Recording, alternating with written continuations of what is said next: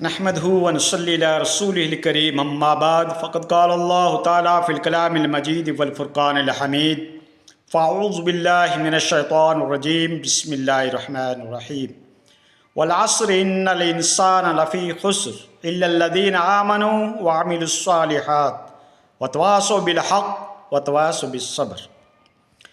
محترم ناظرین اور معزز سامعین کرام،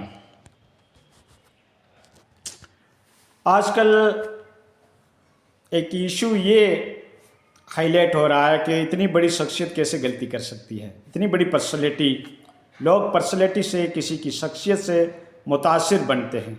عوام کیا اور خواص کیا، سب کی ایک ہی ذہنیت ہے کہ اتنا بڑا آدمی، اتنے جس کے فالوورس ہیں، اتنی جس کی پرسنالٹی ہے، اتنا بڑا پیپولر ہے، اتنا بڑا خطیب ہے، لاکھوں کی تعداد میں اس کے مریدین ہیں، تو کیا اتنا بڑا آدمی غلطی کر سکتا ہے؟ کیا ہمارے اکابرین غلطی کر سکتے ہیں؟ کیا انہوں نے قرآن حدیث کو نہیں سمجھا؟ کیا ہمارے جو بڑے سلف تھے، بڑے ہمارے سے پہلے اتنے بڑے بزرگ تھے جو اپنی کتابوں میں باتیں لکھی ہے، کیا وہ غلطی کر سکتے ہیں؟ یہ ایک ہماری ذہنیت بن گئی، ہم پرسنالٹی کی پرتش کرنے لگے، اس سے انسپائر ہونے لگے، اور اس سے متاثر ہو کر، مرغوب ہو کر ہم یہ کہتے ہیں کہ اتنی بڑی شخصیت ہے، اتنا بڑا اکابر ہے تو وہ غلطی نہیں کر سکتا۔ دوستو، اللہ رب العزت نے صرف ایک شخص کی گارنٹی لی ہے، باقی کسی پرسنالٹی کی، تمہارے اکابرین کی، تمہارے اماموں کی، تمہارے محدثین کی اللہ نے گارنٹی نہیں لی۔ اللہ رب العزت نے صرف پیغمبروں کی گارنٹی لی ہے اور اللہ کے نبی کی گارنٹی لی ہے۔ وَمَا ضَلَّ صَاحِبُكُمْ وَمَا غَوَىٰ، اللہ نے صرف ایک شخص کی گارنٹی لی ہے، باقی ہر انسان خطا کار ہے۔ كُلُّكُمْ خَطَاؤُونَ وَخَيْرُ الْخَطَاءِ التَّوَّابُونَ، تم میں سے ہر انسان گنہگار ہے، اور بہترین گنہگار تو وہ ہے جو اللہ کی طرف رجوع کرتا ہے، توبہ کرتا ہے۔ تو دوستو، ہر انسان سے غلطی ہو سکتی ہے، کسی سے بھول چوک ہو سکتی ہے، کسی سے نسیان ہو سکتا ہے، کسی سے اجتہادی غلطی ہو سکتی ہے۔ تو اپنے فہم و فراست کو لے کر، اپنے فہم و ادراک کو لے کر غلطیاں تو سرزد ہوتی ہے، بڑی پرسنالٹی سے بھی ہو جاتی ہے، اکابر سے بھی ہو جاتی ہے، چھوٹوں سے بھی ہو جاتی ہے، اور حق بات آپ کو کہیں سے بھی ملے، آپ اس کو لے لو، چاہے فاسق ہے، چاہے فاجر ہے، حتیٰ کہ شیطان بھی ہے، تو اس سے آپ حق بات کو تسلیم کر لیا کرو اگر حق بات تمہیں ملے تو، جو قرآن اور حدیث کے منہج کے اوپر کھری اترتی ہو۔ اور چاہے کتنی بڑی پرسنالٹی ہو، وقت کا امام ہو، کتب ہو، ابدال ہو، ولی ہو، اگر وہ بھی ایسی بات کہتا ہے جو قرآن اور حدیث کے مخالف ہے تو ہم اس بات کو اگنور کر دیں گے، ہم اس کی پرسنالٹی سے متاثر ہو کر ہر بات اس کی ہم تسلیم نہیں کریں گے۔ یہی ہمیں شریعت مقدسہ سکھاتی ہے، حق کو مضبوطی کے ساتھ پکڑو، اور حق بات ہمیں کہیں سے بھی ملے۔ اللہ کے رسول صلی اللہ علیہ وسلم نے حضرت ابو ہریرہ رضی اللہ تعالی عنہ کو بیت المال کا نگران بنایا، اور شیطان آیا چوری کرنے کے لیے، بالآخر ابو ہریرہ نے تیسری رات اس کو پکڑ لیا اور کہا کہ میں اب آپ کو جانے نہیں دوں گا۔ پہلے وہ معذرت کر کے نکل جاتا تھا، تیسری رات اس کو مضبوطی سے پکڑا، کہا کہ میں آپ کو جانے نہیں دوں گا۔ تو شیطان نے کہا کہ میں آپ کو ایک علمی پوائنٹ بتا رہا ہوں جس کے ذریعے سے تمہاری جان اور مال کی حفاظت ہوگی، وہ آپ کو میں بات بتا رہا ہوں۔ تو ابو ہریرہ کو ذوق دیکھیے کہ علم کو سیکھنے کے لیے انہوں نے بھی توجہ دی، تو شیطان نے اس کو آیت الکرسی کا وظیفہ بتایا کہ آیت الکرسی آپ پڑھو گے تو اللہ کی طرف سے ایک فرشتہ مقرر ہوگا جو تمہاری جان اور مال کی حفاظت کرے گا۔ صبح یہ واقعہ آ کے اللہ کے نبی صلی اللہ علیہ وسلم کے دربار میں بتایا، ابو ہریرہ نے ذکر کیا، تو اللہ کے نبی نے اس بات کی تصدیق کی کہ تھا تو وہ شیطان، لیکن بات بتائی وہ برحق بتائی۔ تو شیطان کی بات کی کس نے تصدیق کی؟ اللہ کے نبی نے کی۔ آج ہم کہہ دیتے ہیں کہ اس کی بات کو کیسے تسلیم کریں گے، یہ تو گنہگار ہے، یہ تو فاسق ہے، یہ تو فاجر ہے، یہ تو بے نمازی ہے، ان کو دین کے بارے میں کیا معلوم۔ لیکن دین کی بات ہمیں کہیں بھی ملے، ہمیں اسے ایکسیپٹیبل کرنا ہے، اسے تسلیم کرنا ہے، کہیں سے بھی ملے۔ اور بغیر دین کی بات، چاہے کتنی بڑی پرسنالٹی، کتنے بڑے اکابر، کتنا بڑا خطیب، کتنا بڑا مقرر، کتنے بڑے اس کے فالوورس ہیں، کتنی چاہے اس کی شخصیت پاپولر ہے ورلڈ کے اندر، لیکن ہم اس کی بات کو تسلیم نہیں کریں گے جو قرآن اور حدیث کے منہج کے اوپر کھری نہیں اترتی ہو۔ اس لیے تو حق کو تلاش کرو دوستو۔ اور آج کے زمانے میں جدید دور کے اندر الحمدللہ کافی ہمارے لیے فیسلٹیز اویلیبل ہے، احادیث کی شکل کے اندر، قرآنی تفسیر کے اندر۔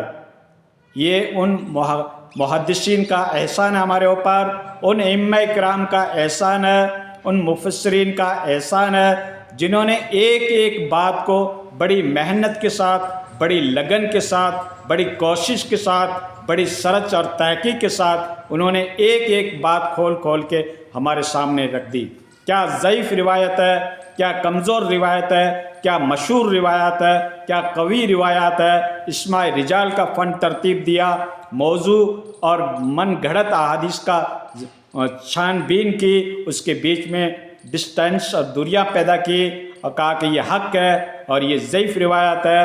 تو ان محدثین کرام کا ہمارے اوپر احسان ہے جنہوں نے اپنی پوری زندگی علمی مسئلے کے اندر شغف اور کیا صرف کر دی۔ تو وہ سارا ذخیرہ آج ہم خوش نصیب ہیں کہ وہ احادیث، مکمل احادیث، جتنے بھی کتب احادیث ہے جن کے اوپر محنتیں کی گئی، اللہ کے نبی کے حدیث کو جوڑا گیا، مرتب کیا گیا، ایک جگہ اکٹھی کی گئی، وہ تمام کی تمام کتب احادیث، چاہے سیاہ ستہ ہو، چاہے سنن اربعہ ہو، چاہے اس کے علاوہ دیگر کتب ہو احادیث کی، وہ ساری کی ساری کمپاؤنڈ فارم کے اندر ہمارے پاس موجود ہے، لائبریریوں میں، کتب خانوں میں، نیٹ کے اوپر PDF ان کے موجود ہیں۔ ضرورت اس بات کی ہے کہ ہمیں حق بات ہم تلاش کریں، ہمارے اندر ایک ذوق ہو، ایک شوق ہو، ایک شغف ہو، ایک چوائس ہو، ایک لگن ہو احادیث سے جڑنے کی، تو ہم صحیح احادیث کو تلاش کر سکتے ہیں۔ اور امام مالک رحمۃ اللہ علیہ کا قول ہے، اللہ کے نبی کی مزار کی طرف اشارہ کر کے کہا کہ یہ وہ شخص ہے جس کی بات کو ٹھکرایا نہیں جا سکتا، اس کی ہر بات تسلیم کی جا سکتی ہے، باقی ہر انسان خطا کار ہو سکتا ہے، کسی بھی انسان کی بات کو ٹھکرایا جا سکتا ہے، کتنا بڑا اکابر ہو، امام ہو، محدث ہو، اس کی بات کو ہم ٹھکرا سکتے ہیں، لیکن ایک ہی شخصیت ہے جس کی تصدیق اللہ رب العزت نے خود کی ہے، اس کی بات کو ہم ٹھکرا نہیں سکتے۔ وہ اپنی طرف سے کچھ نہیں کہتے، وہی کہتے جو اللہ تبارک و تعالیٰ ان کے دل کے اندر ڈالتا، ریویڈ نالج کے ذریعے سے، وہی کے ذریعے سے جو باتیں اللہ کے نبی کو بتلائی جاتی، وہی اللہ کے نبی امت کو بتاتے تھے۔ تو اس بات کو ٹھکرایا نہیں جا سکتا دوستو۔ کسی کی پرسنالٹی سے متاثر ہو کر ہم یہ نہیں کہہ سکتے کہ ان کی ہر بات صحیح ہے، انہوں نے کہہ دیا بس لوہے پہ لکیر ہے۔ یہی بیماری پائی جاتی ہے خواص کے اندر اور عوام کے اندر۔ خواص کا وہ طبقہ جس مسلک سے جڑا ہوا ہے، جس جماعت سے جڑا ہوا ہے، اس کے اکابرین نے کچھ بھی کہہ دیا تو آمنا و صدقنا، آنکھیں موند کر اس بات کو تسلیم کر لیتا ہے، چاہے وہ بات قرآن اور حدیث کے منہج کے اوپر کھری اترتی ہے یا نہیں اترتی ہے، یا ان کا زوم ہے یا ان کا اجتہاد ہے، یا پھر اس نے ویسے ہی کہہ دیا ہے، بس وہ بات تسلیم ہے۔ کیا ہمارے عالم نہیں سمجھے؟ کیا ہمارے اتنے بڑے محدثین نہیں سمجھے؟ کیا ہمارے اتنے بڑے اکابرین نہیں سمجھے؟ دلیل یہی ہے ان کے پاس۔ کیا آپ سمجھے ہیں؟ دوستو، حق بات آپ کو کہیں سے بھی ملے، آپ اس کو کمپیریزن کرو، قرآن اور حدیث سے ان کو جوڑو، دیکھو، بھالو، سوچو کون سی بات سے حق ہے، ہمارے اکابرین کی بات سچ ہے یا یہ ایک ادنا آدمی بتا رہا ہے اس کی بات سچ ہے۔ قرآن اور حدیث کا پیرامیٹر تو آپ کے پاس ہے، وہ لیبورٹری ہے نا، آپ اس میں جانچو کس کی بات حق ہے۔ تو دوستو، کسی کی شخصیت سے انسپائر ہو کر ہمیں نہیں چلنا ہے، بلکہ ہمیں قرآن اور حدیث کے منہج کے اوپر چلنا ہے۔ جو قرآن کہتا ہے، جو احادیث نبوی کہتی ہے، صحیح احادیث نبوی کیا ہے؟ آج کل دین کو بھی لوگوں نے ملوث کر دیا ہے، اپنے اپنے مطلب کی باتیں نکالنی چالو کر دی، ضعیف روایات کو لے کر، ضعیف اقوال کو لے کر، بزرگوں کی ٹریڈیشنل کو لے کر، آباء اور اجداد کی رسم و رواج کو لے کر کہ ہمارے پہلے قدیم زمانے سے یہ رسمیں چلی آ رہی ہے۔ تو کیا وہ گمراہ تھے؟ آج تک وہ گمراہ تھے، آپ نے حق کو سمجھا، یہ ان کے پاس جواب ہوتا ہے۔ تو دوستو یہ کوئی جواب نہیں ہے، ٹھیک ہے۔ ہاں، غلطی ہر انسان کر سکتا ہے، سمجھنے کا ایک فرق ہو سکتا ہے۔ تو یہ بات ہے دوستو، جیسے سر سید احمد جنہوں نے کتنی بڑی کالج بنائی ہے، آج بچے اسٹوڈنٹ اس کے اندر پڑھ رہے ہیں، اپنا فیوچر بنا رہے ہیں، قوم کے لیے کتنی بڑی خدمت ہے، لیکن اس کے یہ نظریات تھے، ان کے یہ عقائد تھے کہ یہ حوریں جنت کا کانسیپٹ کو کم ہی مانتے تھے، فرشتوں کے اوپر کم ہی یقین رکھتے تھے، اللہ کے نبی کے معجزات کو کم ہی مانتے تھے۔ اتنی بڑی شخصیت، کیا وہ ہمارے لیے نمونہ بن سکتے ہیں؟ تو اس طریقے کے بڑا بھیا تو کیا بھیا جیسے پیڑ کھجور، پنچھی کو تو چھایا نہیں پھل لگتا تھی دور۔ تو آج کل جو ہے دنیاوی اعتبار سے کوئی تعلیم حاصل کر کے اتنا بڑا ہو جاتا ہے اور پھر وہ لاجک تلاش کرتا رہتا ہے شریعت کے اندر۔ شریعت کسی لاجک کا نام نہیں ہے، تمہاری کوئی سائنٹیفک کا نام نہیں ہے، تمہاری سائنس کیا کہہ رہی ہے، تمہاری عقل کیا کہہ رہی ہے، تمہارا سینسیبل کیا کہہ رہا ہے، تمہارا لاجک کیا کہہ رہا ہے، تمہارا فلسفہ کیا کہہ رہا ہے۔ شریعت اس کی محتاج نہیں ہے۔ جو اللہ نے کہا، اللہ کے رسول نے کہا، ہمارا اس کے اوپر ایمان ہے۔ ہم نے اپنے رب کو نہیں دیکھا لیکن ہمارا یقین ہے کہ اللہ کی ذات ہے۔ ہم نے فرشتہ نہیں دیکھا لیکن ہمارا یقین ہے کہ فرشتے ہیں۔ ہمارا یقین ہے کہ جنت اور جہنم ہے۔ ہمارا یقین ہے کہ عذاب قبر ہے، چاہے اس کا ہم نے آبزرویشن کیا یا نہیں کیا، چاہے ہمارے ایکسپیریمنٹ میں آئی یا نہیں آئی، چاہے ہم نے اس کا پرسیپشن کیا یا نہیں کیا، لیکن ان چیزوں کے اوپر ہمیں یقین ہے کہ بے شک اللہ نے کہا تو یہ باتیں برحق ہے، ہمارے نبی نے کہا تو یہ باتیں برحق ہے۔ ایمان اسی کا نام ہے، غائب کے اوپر یقین رکھنا ایمان اسی کا نام ہے۔ تو ایمان عقل اور نقل دونوں چیزوں کا نام ہے۔ صرف ہمارے عقل میں آئے یا نہ آئے، لیکن نقل ہے، قرآن کے اندر ہے، احادیث کے اندر ہے، ہم اس کے اوپر ایمان رکھیں گے۔ تو دوستو یہ چیز ہے۔ اور باقی آج کا جدید دور، جب وہ نقلی باتیں بتائی ہوئی جو قرآن اور حدیث کے اندر موجود ہے، جو اللہ کے نبی کے احادیث کے اندر ہے، یا قرآن کے پوائنٹ آف ریویو سے جو باتیں ہمیں بتائی گئی ہے، اس کی جب آج جدید سائنس تحقیق کرتی ہے تب اس کو پتہ چلتا ہے کہ نبی صرف نبی نہیں تھے، پروفٹ ہی نہیں تھے، میسنجر ہی نہیں تھے، بلکہ وہ تو ایک بہت بڑے حکیم تھے۔